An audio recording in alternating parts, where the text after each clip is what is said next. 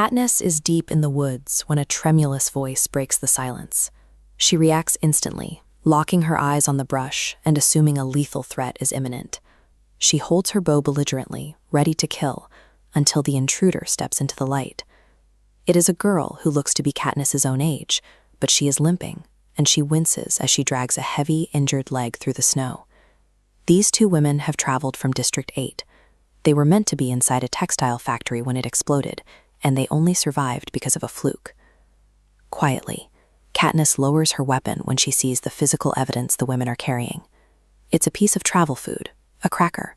Pressed into the center is the image of a mockingjay. The bird was a personal token Katniss wore to stay alive in the arena.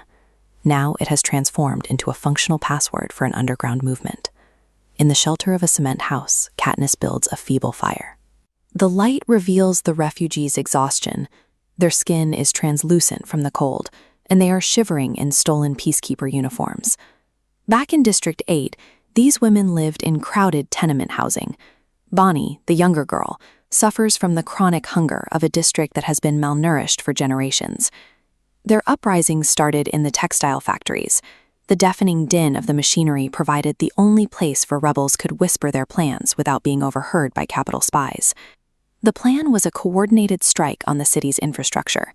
They moved to seize the Justice Building, the granary, and the armory. The rebels took their targets, but victory was brief.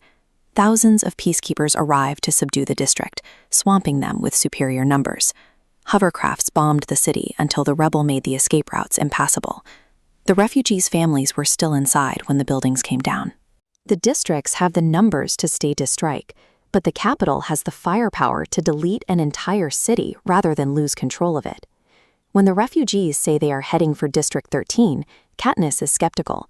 Like everyone else in Panem, she has been told for 75 years that the district is nothing but rubble. Twill shares a tantalizing theory. The capital is hiding an active population by reusing old footage of the destruction. The proof is a visual glitch. Every time they show the Justice Building, the same mockingjay flies across the corner. It's a loop. Katniss realizes that while she was forced to perform a romance to keep the peace, District 8 was already at war. The televised displays of endearment meant to distract the public failed to stop the uprising. She leaves the refugees and walks home through the snow, her mind occupied by the idea that the capital is keeping secrets about its own survival. The sharp screech of an owl snaps her focus back to the woods. She reaches for the fence that surrounds District 12, but stops. She can hear a low, dangerous hum. The fence has been electrified. It is proof that the capital is no longer pretending to be in control. They are afraid, and Katniss is now locked inside.